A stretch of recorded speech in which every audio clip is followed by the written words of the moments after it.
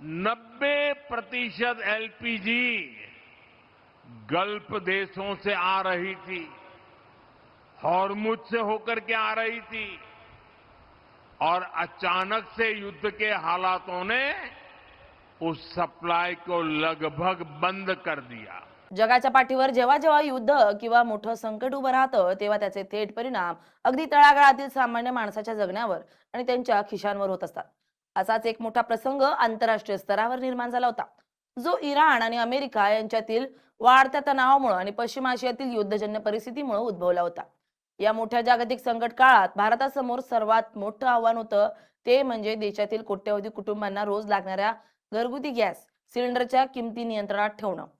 त्या काळात जागतिक बाजारपेठेतील परिस्थिती इतकी बिकट झाली होती की जर सरकारनं वेळेवर आणि योग्य पावलं उचलली नसती तर भारतात घरगुती एलपीजी गॅस सिलेंडरची किंमत थेट 2,000 रुपयांच्या पार गेली असती.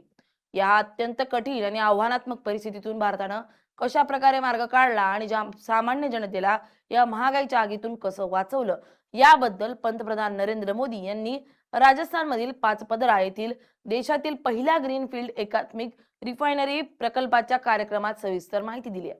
पंतप्रधान नरेंद्र मोदी यांनी स्पष्ट केलंय की भारत सरकारनं आपल्या तेल कंपन्यांच्या अफाट कार्यक्षमतेचा वापर करून रिफायनरीमध्ये तातडीनं अंतर्गत तांत्रिक बदल घडवून आणि सरकारी तिजोरीतून लाखो कोटी रुपयांची सबसिडी देऊन घरगुती गॅस सिलेंडरची किंमत 950 रुपयांच्या आतमर्यादेत ठेवली.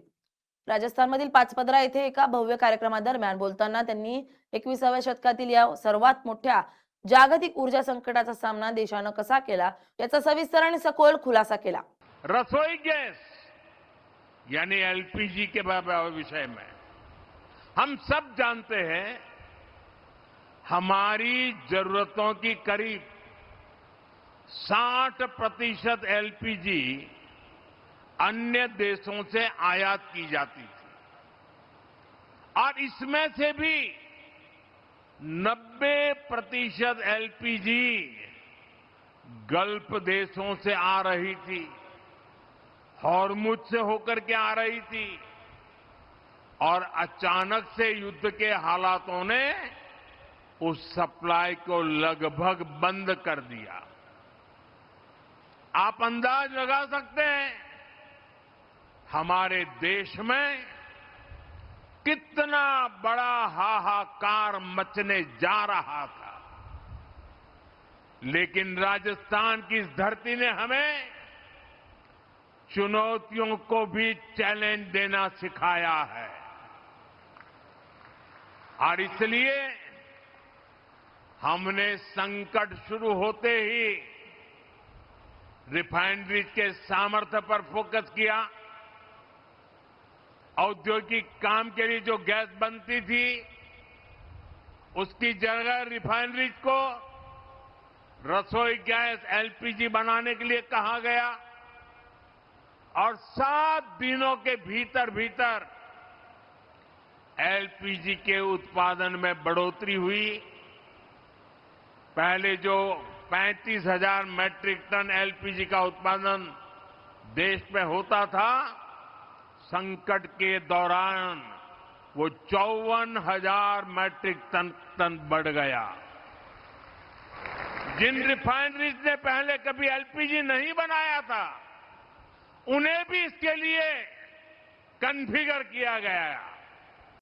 अमेरिका आणि इराण यांच्यातील उद्भवलेल्या युद्धजन्य परिस्थितीमुळे जागतिक स्तरावर इंधनाचा आणि ऊर्जेचा प्रचंड मोठा तुटवडा निर्माण झाला होता. भारतासाठी ही अत्यंत चिंताजनक बाब होती, कारण देशाला आपल्या गरजेचा तब्बल 60% एलपीजी इतर देशातून आयात करावा लागत होता. या एकूण आयातीपैकी जवळपास 90% गॅस हा थेट आखाती देशांमधून आणि त्या भागातील अत्यंत संवेदनशील अशा होर्मुझ सामुद्रधुनीच्या सागरी मार्गावरून भारतात येत होता. अचानक सुरू झालेल्या युद्धामुळे हा मुख्य आयात मार्ग पूर्णपणे विस्कळीत झाला आणि आखाती देशातून होणारा पुरवठा एकाएकी ठप्प होण्याच्या मार्गावर पोहोचला. अशा बिकट परिस्थितीत जागतिक बाजारपेठेतील तज्ज्ञ आणि मोठे विश्लेषक असा अंदाज वर्तवत होते की भारतातील घरगुती गॅस सिलेंडरची किंमत 2,000 वर पोहोचेल. मात्र सामान्य जनतेवर याचा कोणताही आर्थिक बोजा पडू नये म्हणून भारत सरकारनं अत्यंत वेगानं आणि नियोजनबद्ध पद्धतीनं राष्ट्रीय स्तरावर पावलं उचलली. पंतप्रधानांनी सर्वात आधी देशासमोरील या संकटाची भीषणता आणि त्यामागचं गणित स्पष्ट केलं. भारताची भौगोलिक आणि आर्थिक परिस्थिती पाहता आपण ऊर्जेच्या बाबतीत म्हणजेच इंधन आणि गॅसच्या बाबतीत मोठ्या प्रमाणावर परदेशी देशांवर अवलंबून आहोत. भारताला जेवढा एलपीजी गॅस लागतो त्यापैकी तब्बल 60% अधिक गॅस आपल्याला परदेशातून आयात करावा लागतो. त्यातली महत्वाची गोष्ट म्हणजे या एकूण आयातीपैकी 90% गॅस हा आखाती देशांमधून म्हणजेच मध्य पूर्व आशियातून होतो. जेव्हा अमेरिका आणि इराण यांच्यात युद्धजन्य परिस्थिती निर्माण झाली तेव्हा नेमक्या याच भागात तेल आणि गॅसच्या पुरवठा साखळीला मोठा फटका बसला. आंतरराष्ट्रीय बाजारपेठेत कच्च्या तेलाचे दर जे आधी प्रति बॅरल $70 आसपास होते ते थेट $120 पार गेले. जेव्हा कच्च्या तेलाचे दर एवढ्या मोठ्या प्रमाणावर वाढतात तेव्हा गॅसचे दरही आपोआप गगनाला भिडतात. जगातील अनेक श्रीमंत आणि विकसित देशांमध्ये या युद्धामुळे इंधनाचे आणि गॅसचे भाव 40 ते 50% वाढले होते. काही देशांमध्ये तर लोकांना इंधन आणि गॅस मिळवण्यासाठी रेशनिंगचा अवलंब करावा लागत होता. म्हणजेच लोकांना मर्यादित प्रमाणातच गॅस उपलब्ध करून दिला जात होता. जर भारतानंही याच जागतिक दरांप्रमाणे देशात विक्री सुरू ठेवली असती तर प्रत्येक गृहिणीच्या स्वयंपाकघरातील गॅस सिलेंडर 2000 रुपयांना मिळाला असता, ज्यामुळे देशातील गरिबांचं आणि मध्यमवर्गीयांचं बजेट पूर्णपणे कोलमडलं असतं, असं मोदी म्हणाले. देशांतर्गत उत्पादनात वाढ करण्यासोबतच सरकारनं ग्राहकांना थेट दिलासा देण्यासाठी आर्थिक पातळीवर मोठे निर्णय घेतले. आंतरराष्ट्रीय बाजारात कच्च्या तेलाचे दर प्रति बॅरल $70 वरून थेट $120 वर गेले होते, ज्यामुळे पेट्रोल आणि डिझेलच्या किमती जागतिक स्तरावर 40 ते 50% वाढल्या होत्या. जगातील अनेक विकसित देशांना इंधनाचं रेशनिंग करावं लागत होतं, म्हणजेच नागरिकांना ठराविक कोट्यातच पेट्रोल डिझेल दिलं जात होतं. परंतु भारतात एकही दिवसासाठी अशी वेळ आली नाही.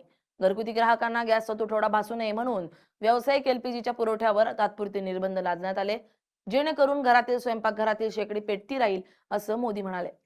जब सार्वजनिक तौर पर कुछ ताकतें अफवाह और आशंका फैलाने में व्यस्त थी, तब किस स्केल पर दिन रात काम हो रहा था, किस तरह स्थिति को संभाला जा रहा था, वो मेहनत, वो प्रयास, वो धैर्य नीतिगत स्तर पर, कूटनैतिक स्तर पर उठाए गए एक एक संवेदनशील कदम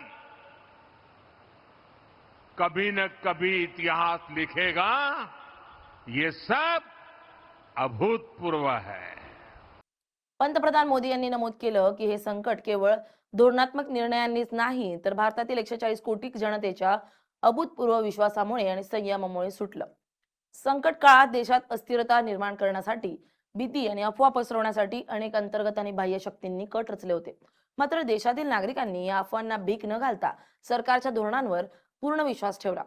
नव्या भारताच्या याच प्रबळ इच्छाशक्तीच्या आणि अचूक नियोजनाच्या जोरावर देशानं या ऐतिहासिक संकटाचं रूपांतर एका मोठ्या संधीत केलं, ज्याचं थेट उदाहरण म्हणून पाचपदरा येथील रिफायनरी प्रकल्प देशसेवेत दाखल झाला, असं मोदींनी सांगितलं. Bureau report, LS Marathi.